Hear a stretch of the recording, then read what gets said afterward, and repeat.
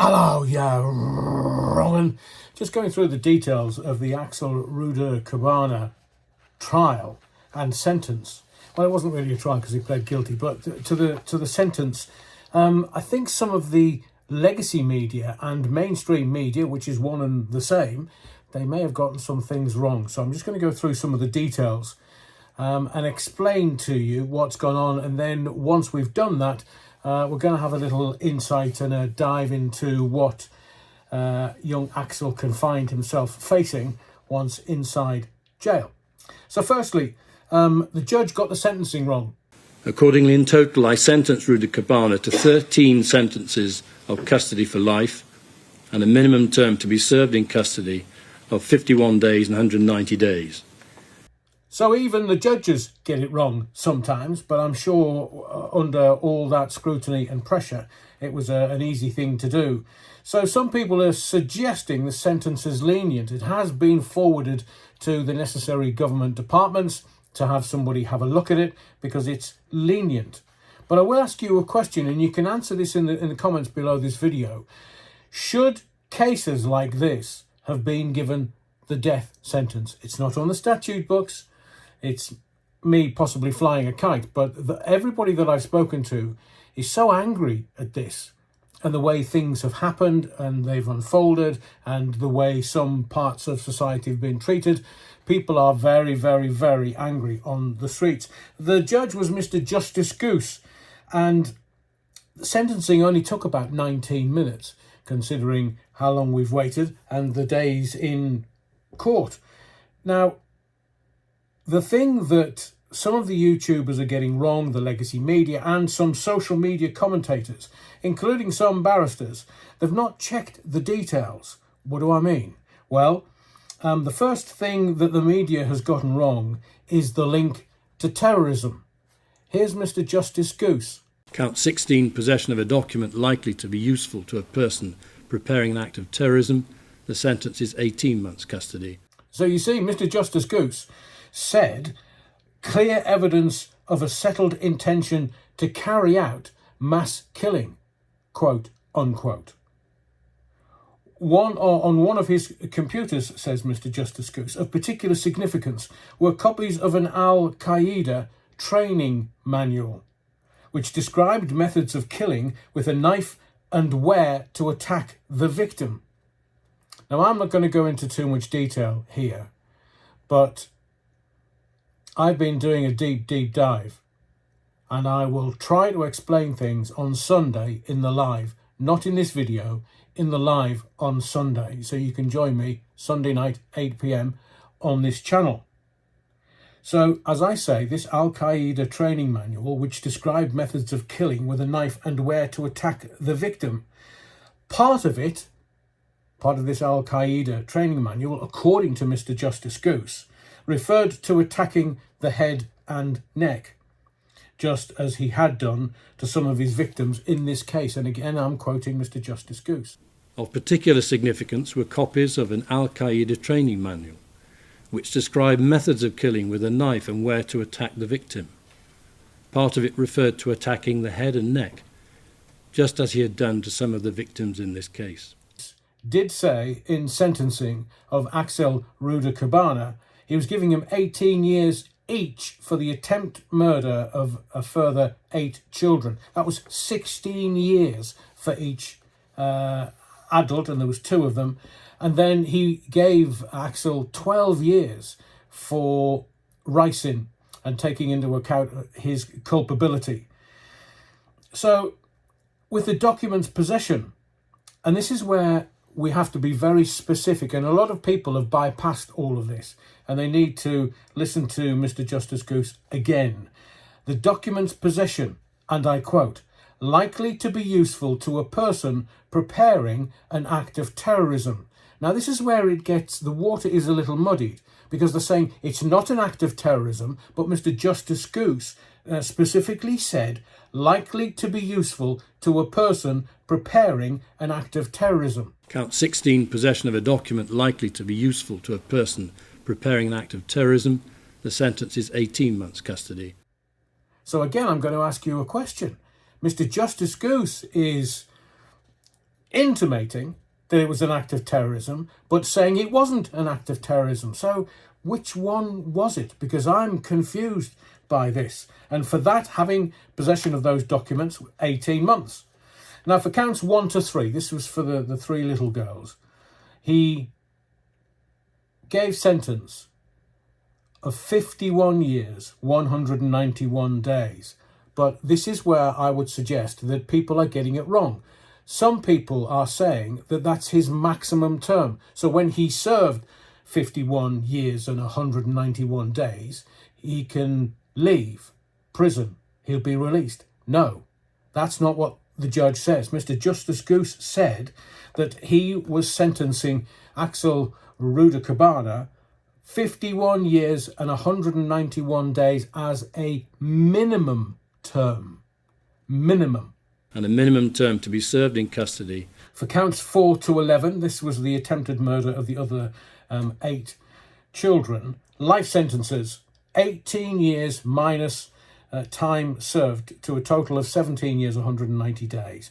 And the 2 adults, that's counts 12 and 13, life sentences. So in all, Axel Rudakubana was actually sentenced to 13 life sentences.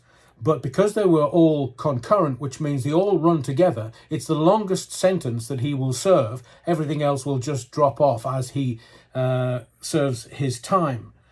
But this is not the American system we're talking about here. This is concurrent rather than consecutive. You know, you've heard these, some sentences being doled out in America where it's 200 or 300 or 400 years, depending on what they've done. Well, that is consecutive in America, where sometimes the sentences are run concurrently, which means they all run together. And Mr. Justice Goose said again, it's highly likely he will never be released. For the offence of murder on counts 1, 2 and 3, the sentence must be custody for life. I am required to fix the minimum term which he must serve in custody before he may apply to the parole board for his release.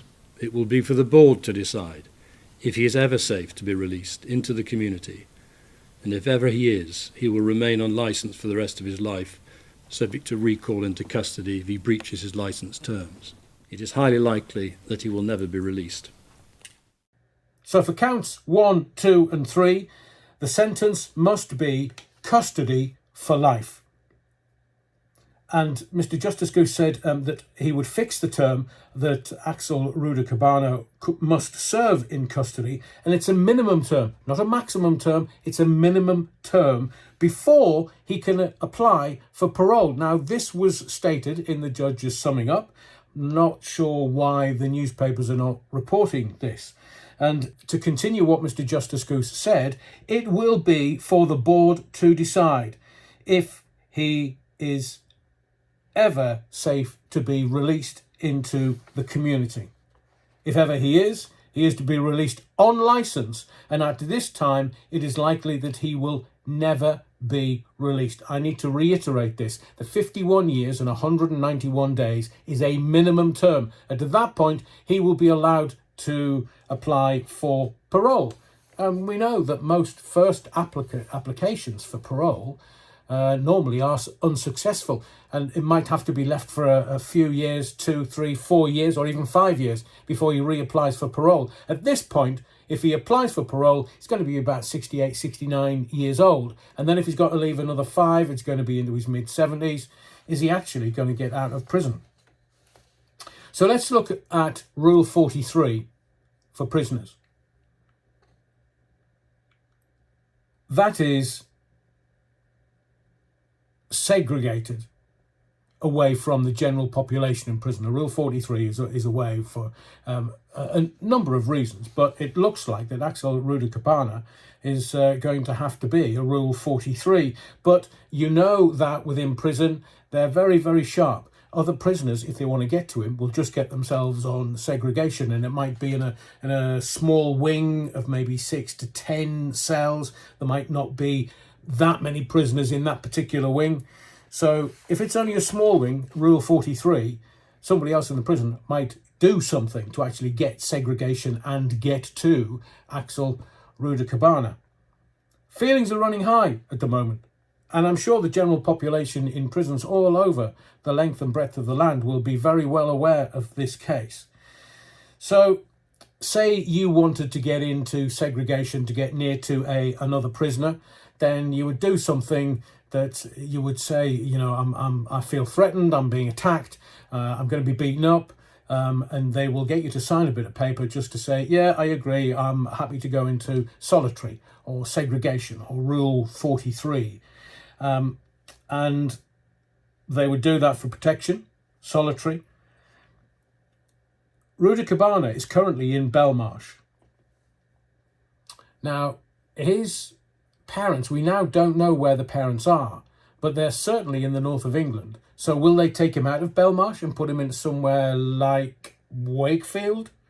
Because that's north, near, it's in Yorkshire. So they may actually put him in a northern prison, high security northern prison, and a category A prisoner.